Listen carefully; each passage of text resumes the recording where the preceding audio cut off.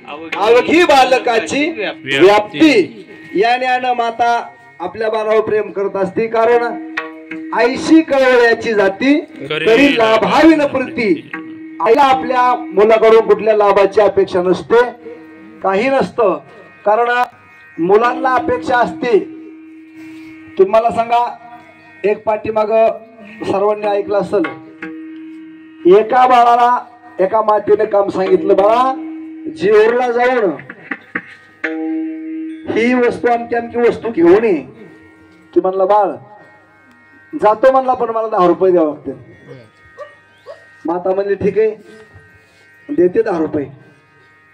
सवय लागली त्या बाळाला, जाऊन आलं घेऊन आलं, प्रत्येक वेळेस काम सांगितलं 10 रुपये द्यावं लागतील. त्या मातेने एक दिवस काय केलं, ते मला झोपेत आहे तोपर्यंत सांगितलं, बाळा तुला मी लहानपणापासून पालन पोषण तुझं केलं, त्याचा 1 रुपया बिल तुला कधी मागितलं नाही.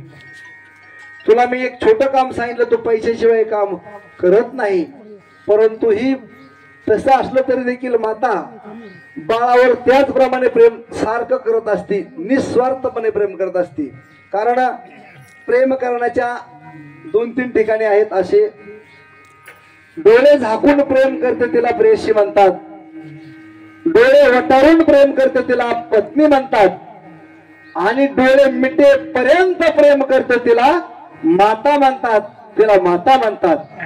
याच न्यायानं या मातेनं आपल्या या 5ही लेकरावर प्रेम केलेलं आहे, परंतु त्या मातेला जावं लागलं, आणि म्हणून त्या होत असणारं दुःख या 5ही बाळाला खूप भयंकर असं दुःख होत असतं. कारण आई म्हटलं की आईची सर रंभेलाही येणार नाही अशी असते आई. म्हणून ह्या आईच्या जाण्यानं हा परिवार दुःखी झालेला आहे. त्यांना दुःखातून सावरण्याची शक्ती बुद्धी पंढरपूर परमात्मा देईलच. मग नामदेव महाराज म्हणतात, अशी जी माता आहे की ही माता लेकरावर चित्त ठेवून राहते.